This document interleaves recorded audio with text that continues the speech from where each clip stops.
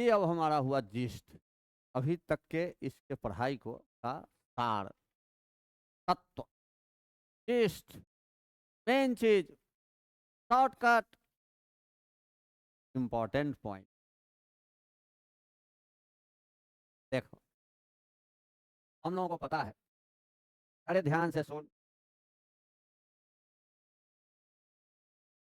ध्यान से सुन, हम लोगों ने बहुत डिटेल्ड बात की है, ठीक है। इतना बात जानकारी चाहिए, खासकर अगर प्योर जेई एडवांस करना चाहते हैं तो थोड़ा कम सम भी रहेगा तो टेंस नहीं जाएगा, लेकिन जब पढ़ेगा तो थोड़ा कम क्यों,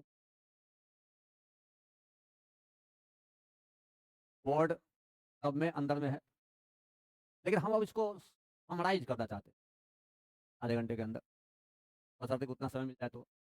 देखो, हम लोगों को पता है जो रिएजेंट SN2 करता है वही E2, और जो SN1 करता है वही E1। हमारा सबसे ज्यादा समझता है SN2 SN1 E2। अरे हमको रिएक्शन एरो के ऊपर जो रखा हुआ है उसको देख के पहला डिसाइड करना है कि रिएक्शन SN2 E2 कैटेगरी का है या ये रिएक्शन SN1 E1 कैटेगरी। पहला डिसीजन हमको ये रिएक्शन SN1 E1 कैटेगरी का है या ये रिएक्शन SN2 E2 कैटेगरी का है। सबसे पहला हमको यही डिसीजन करना है। ध्यान दो, जैसे मान लेते हैं कोई सबस्ट्रेट है, कोई सबस्ट्रेट है और इसके ऊपर कोई न्यूक्लियोफाइल और सॉल्वेंट, यही तो रहता है। इसको देखकर पहले फोकस करो इस पर, पहले फोकस करो इस पर। पहला, check the nucleophile. if it is if it is negatively charged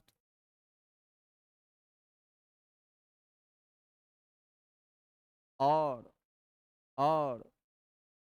neutral nitrogen जैसे अमोनिया, एमीन,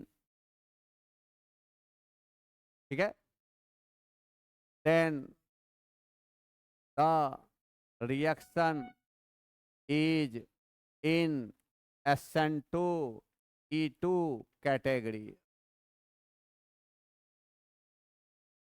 अगर ऊपर में लिखा हुआ न्यूक्लियोफाइल निगेटिवली चार्ज है या न्यूट्रल नाइट्रोजन है, अमोनिया है, एमीन है कोई, तो वो स्ट्रॉन्ग न्यूक्लियो, साथ साथ स्ट्रॉन्ग बेस भी है, स्ट्रॉन्ग न्यूक्लियोफाइल भी है और स्ट्रॉन्ग बेस भी है। तो तुरंत हम रिएक्शन को अपने दिमाग में क्लासिफाई कर लेंगे कि SN2 E2 कैटेगरी का रिएक्शन, SN2 E2 कैटेगरी। इसी if nucleophile is neutral, nitrogen को छोड़कर कोई भी न्यूट्रल, जैसे जनरली रहता है वाटर और अल्कोहल, जनरली, लेकिन हमें जनरली वर्ड बोल रहे हैं, हमेशा यही नहीं। न्यूट्रल कोई भी न्यूक्लियोफाइल हो, ठीक है, then the reaction is under SN1 E1 category. तो सबसे पहले हम अपने रिएक्शन को क्लासिफाई करेंगे कि ये SN2 E2 कैटेगरी का है या SN1 E1 कैटेगरी का, ठीक है। तो हम पहले SN2 पर सोचते, if we noticed if we noticed that the reaction is under SN2 E2 category. अगर हम नोटिस किए यह रिएक्शन SN2 E2 कैटेगरी का है, नाउ चेक द सबस्ट्रेट। अब चेक करो इस सबस्ट्रेट को, अब चेक करो सबस्ट्रेट को, ठीक है। अब देखो, if substrate 1 degree 1 degree unhindered, 1 degree unhindered. अगर ये सिर्फ स्ट्रेट 1 डिग्री का है, अनहिंडर्ड है, अनहिंडर्ड है, जैसे example CH3, CH2, CH2 leaving group, कोई न्यूक्लियोफाइल, स्ट्रॉन्ग न्यूक्लियोफाइल, ठीक है। ये क्या है, ये स्ट्रॉन्ग न्यूक्लियोफाइल भी है, स्ट्रॉन्ग बेस भी है। ये 1 डिग्री है, 1 डिग्री का सबस्ट्रेट है, कोई हिंड्रेंस नहीं है खास। 1 degree unhindered, always SN2, always SN2 major. फाइल देखै छै, जय में धर, जय में धर। Always SN2 major, whether at high temperature or at low temperature, चाहे हाई टेम्परेचर हो चाहे 1 डिग्री अनहिंडर्ड, SN ऑलवेज, ठीक है। 1 डिग्री अनहिंडर्ड ऑलवेज SN, ठीक है। इफ 1 डिग्री, पहला स्टार ये दूसरा स्टार, 1 डिग्री हिंडर्ड, हिंडर्ड, अगर 1 डिग्री हिंडर्ड होगा, ठीक है, जैसे example CH3, CH3, CH2 leaving group, ठीक है। फिर से वही स्ट्रॉन्ग बेस, स्ट्रॉन्ग न्यूक्लियोफाइल, ये इसका हिंड्रेंस है, ये 1 डिग्री है लेकिन हिंड्रेंस है। हम पहले ही बता चुके हैं आइसोब्यूटाइल किसी भी हालत में SN2 नहीं, SN2 करेगा ऑलवेज E2, ऑलवेज। लेकिन यहीं पर अगर नियोपेंटाइल लेंगे, नियोपेंटाइल, अरे भैया यहां तो सबसे बड़ा समस्या है कि SN2 भी नहीं होगा और E2 भी नहीं होगा। नो रिएक्शन, नो रिएक्शन, ठीक है। 1 डिग्री हिंडर्ड SN2, किसी किसी केस में जिसमें अब ये अल्फा पर है, बीटा पर हाइड्रोजन रही है, तो E2 कहां से होगा, ठीक है। तो 1 डिग्री हिंडर्ड SN2 ऑलवेज। केवल एक नियोपेंटाइल टाइप का है जहां बीटा कार्बन पर हाइड्रोजन नहीं है, वहां नो E2, नहीं तो ऑलवेज E2, ठीक है। 1 degree unhindered SN2, 1 degree hindered E2, ठीक है। अब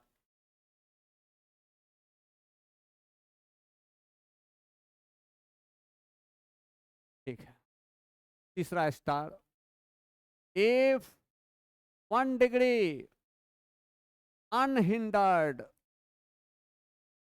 अब ये भी बोले थे 1 डिग्री अनहिंडर्ड क्या होता है, SN2, ठीक है।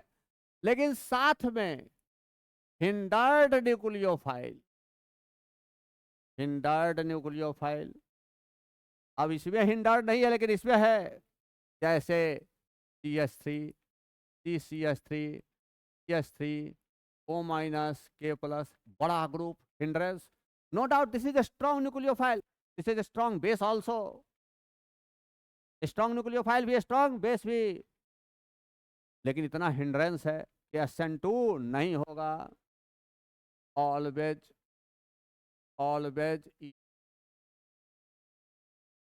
ठीक है। इसी को यहीं पर हम LDA भी लिख सकते हैं, LDA, lithium di isopropyl amide, ठीक है। अब देखो देखो देखो, LDA lithium di isopropyl amide, ठीक है। ध्यान दो, तो 1 degree unhindered SN2 always, 1 degree hindered E2, लेकिन 1 डिग्री अनहिंडर्ड में अगर न्यूक्लियोफाइल हिंडर्ड E2 ऑलवेज, ठीक है।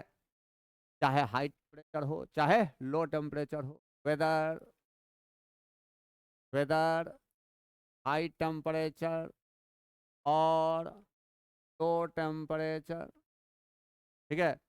वेदर हाई टेम्परेचर और लो टेम्परेचर, यहाँ भी, यहाँ भी always E2, whether whether high temperature high temperature और लो टेम्परेचर हमेशा SN2 E2। ठीक है। अरे ध्यान से सुनो, ध्यान से। अभी इतना तो जो मेहनत किया उसका सार अब ये है, तत्व, मेन चीज। इफ इफ 2 डिग्री, ध्यान दो, अगर 2 डिग्री हो, 2 degree RO- degree RO-, temperature low, temperature low, SN2 major, E2 minor, कुछ E2 भी बनेगा, SN2 भी बनेगा, लेकिन हमेशा SN2 मेजर और E2 माइनर। लेकिन यही 2 डिग्री,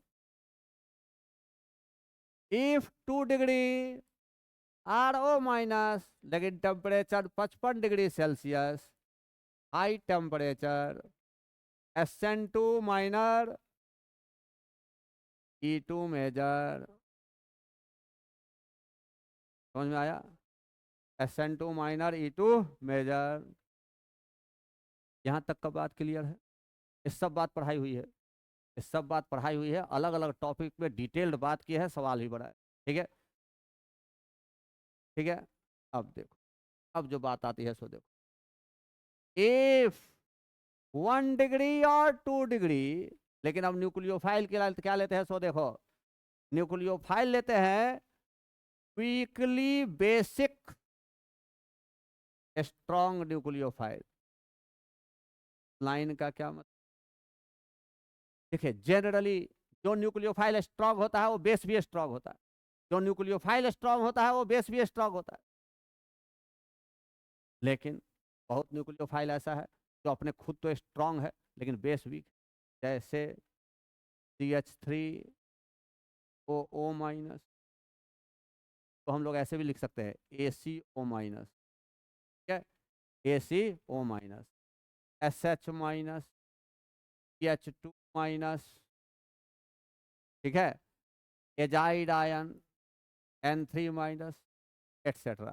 ध्यान दो, CH3COO-, CH3COOH एक एसिड है, लेकिन ये वाटर से स्ट्रॉन्ग एसिड, वाटर से स्ट्रॉन्ग एसिड है, तो इसको हम लोग स्ट्रॉन्ग एसिड के कैटेगरी में रखेंगे। ठीक है, हालांकि इसका के होता है 10⁻⁻5, 1.8 इंटू 10⁻�5 बताया थे ना, 10⁻⁵ के ऑर्डर का, लेकिन फिर भी ये स्ट्रॉन्ग एसिड, क्योंकि वाटर से तो स्ट्रॉन्ग है, वाटर से स्ट्रॉन्ग एसिड होगा कि नहीं भाई? बात समझ में आ रहा है? H2S, H2S तो वाटर से भी स्ट्रॉन्ग एसिड, तो वाटर से strong. PH3, PH3 strong base नहीं होता है। क्यों नहीं होता है? क्योंकि उसका लोन, उसमें हाइब्रिडाइजेशन नहीं होता है, ड्रैगोज रूप, उसका lone pair pure S orbital में रहता है। ठीक है, जो PH3 एक अच्छा एसिड है, H+ लॉस करता है। ठीक है, नहीं तो लोगों के दिमाग में रहेगा कि PH3 में लोन पेयर सर ये बेस होगा, हम इसीलिए बॉन्डिंग में बताए हुए हैं सब। ठीक है, तो PH3 भी एक strong. HN3 hydrazoic acid, HN3, अरे ध्यान से सुन, HN3 हाइड्राजोइक एसिड एक स्ट्रॉन्ग एसिड होता है। हमको पता है कि स्ट्रॉन्ग एसिड का कंजुगेट बेस, वीक बेस, ये बेस वीक है लेकिन न्यूक्लियोफाइल स्ट्रॉन्ग है क्योंकि नेगेटिव चार्ज है। ये बेस वीक है लेकिन न्यूक्लियोफाइल स्ट्रॉन्ग है। ठीक है, base weak, 1 degree 2 degree, 1 degree 2 degree, 100% SN2, 100%, क्योंकि बेस वीक है, E2 का कोई चांस ही नहीं बनता है, E2 का कोई चांस ही नहीं बनता है। ये हो गया 1 डिग्री 2 डिग्री। अब देख,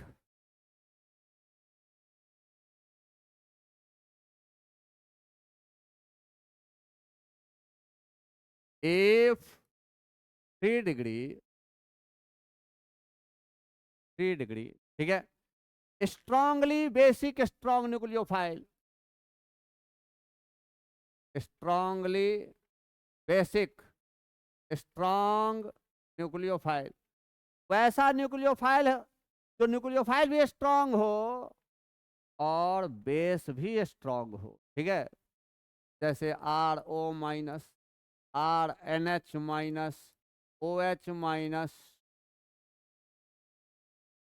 strong base, strong nucleophile, always always E, ठीक है, always E2 at any temperature, माने कि वेदर द हाई टेम्परेचर और लो टेम्परेचर, टर्सरी रहेगा स्ट्रांग बेस स्ट्रांग न्यूक्लियो, ठीक है, स्ट्रांग बेस स्ट्रांग न्यूक्लियो। लेकिन यही टर्सरी और अगर यहां दे दे वीकली बेसिक स्ट्रांग न्यूक्लियोफाइल, बड़े बहादुर, वीकली बेसिक स्ट्रांग न्यूक्लियोफाइल, ठीक है। जैसे ये सब अब ये बेस वीक है लेकिन न्यूक्लियोफाइल स्ट्रांग है, लेकिन SN2 तो नहीं होगा, 3 डिग्री पर SN2 नहीं होता है, तो बचता क्या है, 2 होगा नहीं, SN2 होगा नहीं, तो होगा क्या, SN1, क्या होगा, always SN1, whether at high temperature और एट लो टेम्परेचर। अरे समझ में आ रहा बात, अरे समझ में आया इतना बात, ठीक है। अब इफ ये तो इतना था SN2 E2 कैटेगरी का, इसी में ज्यादा झंझट रहता है, SN1 E1 में ज्यादा झंझट नहीं, SN2 E2 में ही ज्यादा झंझट है, इसलिए इतना डिटेल्ड बात जो हुआ है वो SN2 E2 का ही हुआ है। E1 तो 4 दिन में खत्म हो गया था, 3 से 4 दिन में, ठीक है। अब देख, if the reaction comes under, हाँ की बोलो,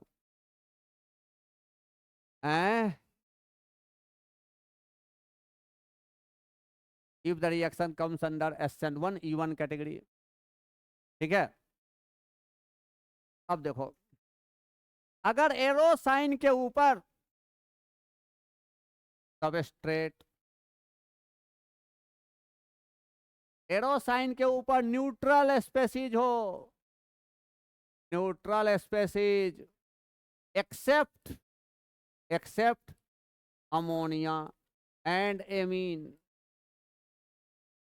अमोनिया और एमीन को छोड़कर कोई भी neutral species like like water, alcohol etcetera, except ammonia and amine, ध्यान दे तू,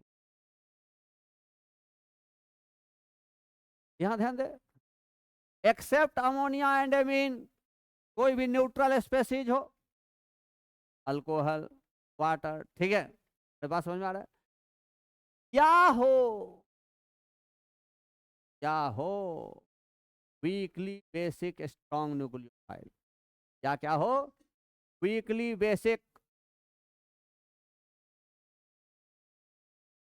स्ट्रॉन्ग न्यूक्लियोफाइल, ये इस कैटेगरी का। देन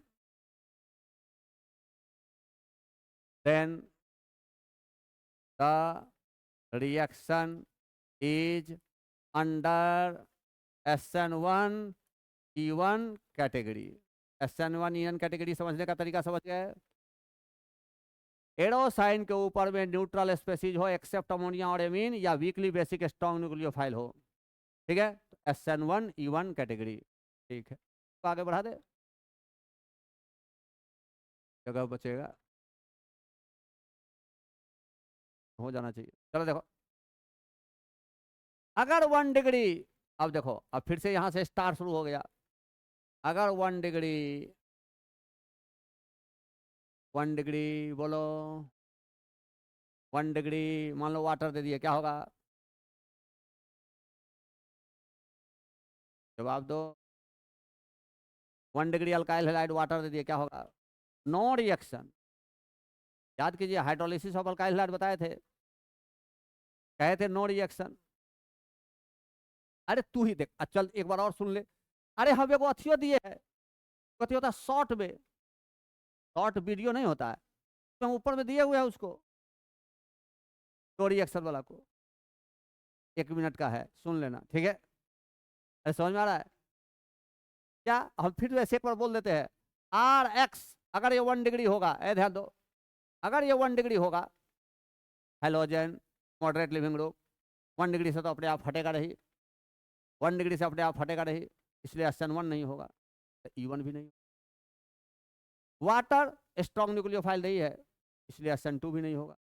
वाटर स्ट्रॉन्ग बेस नहीं है, इसलिए E2 भी नहीं होगा, और जब कहेंगे नो, ठीक है, तो हम कहेंगे नो रिएक्शन अगर 1 डिग्री होगा। इफ 2 डिग्री और ऊपर में कोई न्यूट्रल रहे, वाटर या अल्कोहल, कोई भी न्यूट्रल रिएजेंट रहे, एक्सेप्ट अमोनिया और एमीन, एक्सेप्ट अमोनिया और एमीन, 2 डिग्री है, SN1 भी होगा, 1 भी होगा।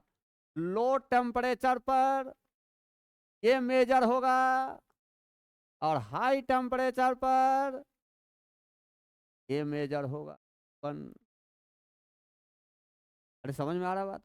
अगर टर्शियरी है, इफ टर्शियरी, फिर से वही न्यूट्रल, फिर से यहाँ SN1 और E1, SN1 और E1, लो टेम्परेचर पर SN1 मेजर, हाई टेम्परेचर पर 1 मेजर, 1 मेजर। अरे होगा, हाई टेम्परेचर पर E1 मेजर,